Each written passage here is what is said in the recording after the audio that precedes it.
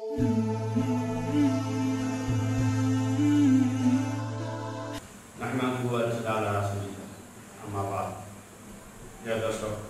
আজকের এই প্রশ্ন যে বিষয় নিয়ে আমাদের আলোচনা, সেটা হলো মেয়েরা খুব সহজে আমল করে, শর্টকাটে আমল করে কোন আমলগুলো করে সে জান্নাতি হতে পারে। কোরআন হাদিস দৃষ্টিতে জানতে চেয়েছে মেয়েদের আসলে অতি অল্প আমল করলে তারা জান্নাতি। তবে যদিও হাদিস শরীফে বহু রকম মেয়েদের সম্পর্কে আসছে বা মুসলমানদের সম্পর্কে আসছে, হিন্দুদের সম্পর্কে আসছে, যেখানে যেটা শুনি সেখানে আমাদের আমল করা দরকার, আমল করতে হবে, বিশ্বাস করতে হবে। আমাদের হয়তো বা আমলের যোগ্যতা নাই, সেজন্য আমরা আমল করতে পারি না। ইমানের যার যত আমল বেশি তার যত ইমান বেশি। তবে মেয়েরা সাধারণত হাদিসে আছে, একটা হাদিসে, সেই হাদিসটা হলো আল মারআতু ইযা সাল্লাত খামসাহা ওয়া সামাত শাহরাহা ওয়া আহসানাত ফারজাহা ওয়া আতাআত বা'লাহা ফালতাদখুলু মিন আইয়ি আবওয়াবিল জান্নাতি শি'আ। এই হাদিসটা আছে, এই হাদিসটা মহিলাদের জন্য 4টা আমল কথা বলছে, মাত্র 4টা। আরো বহু আমল আছে, আবার প্রশ্ন করতে পারেন, শেয়ার করতে পারেন, তা আরো তো হাদিসে যেটা ইঙ্গিত আসছে সেটা হলো বলেছেন যে একটা মহিলার জন্য জান্নাতে যাওয়া খুব সহজ। 4টা আমল সে একটা মসজিদ করে। 1 নম্বর আল মারআতু ইযা সাল্লাত খামসাহা, মহিলা যদি 5 ওয়াক্ত নামাজ ঠিকঠাক মতো পড়ে, রেগুলার নামাজ। 1 আল মারআতু ইযা সাল্লাত খামসাহা ওয়া সামাত শাহরাহা, এবং রমজান মাসে 30 টা দিন যায়।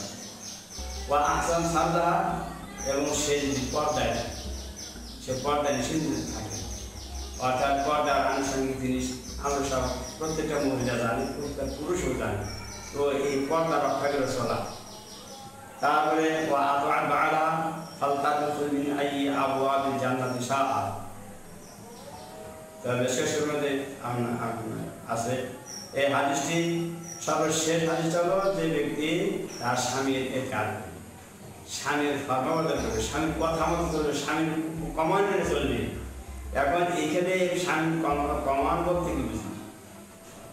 স্বামী যে কথাটা শুনলে, যে কথাটা কাজটা করলে স্বামীর মনে দুঃখ পায়, কষ্ট পায়, এই স্বামীর এইগুলো কাজগুলো করা যাবে।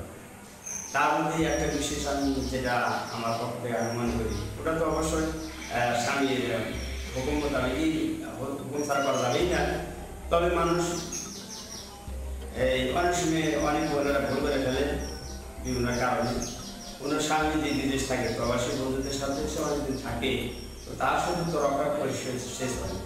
এদিকটায় মহিলাদের সাথে তো রক্ষা করে তার নিজের কর্তব্য করে চলতে হবে। তো ওয়া আতাআত বা'লাহা, স্বামীর এতিয়াত বলতে লক্ষ লক্ষ টাকা ব্যাংক ব্যালেন্স করছে, সেসব টাকাটা স্বামীর কথা মতো এই টাকা পয়সা খরচ করে নেয়, নিজে ইচ্ছা মতো খরচ করছে। দেশে আসার পরে তার হিসাব দিতে পারে, সেটা সংসারটা ভেঙে যায়। এগুলো সব কিছু রক্ষণাবেক্ষণ করার একটা স্ত্রী দরকার।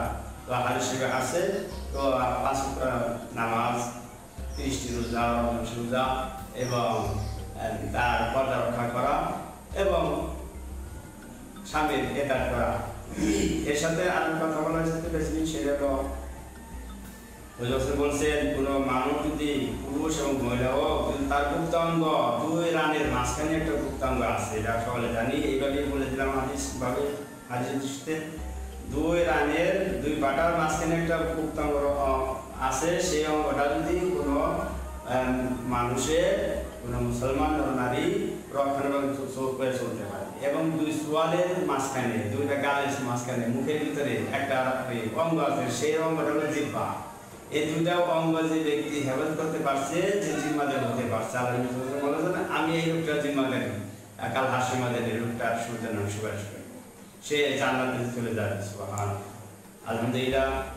ইনশাআল্লাহ যদি আমাদের ভিডিওগুলো আপনাদের ভালো লাগে, লাইক দিবেন এবং ইসলামের প্রচারের জন্য এবং প্রসারের জন্য বেশি বেশি করে শেয়ার করবেন। আর আমাদের সাথে থাকতে হলে আমাদের চ্যানেলটি সাবস্ক্রাইব করবেন।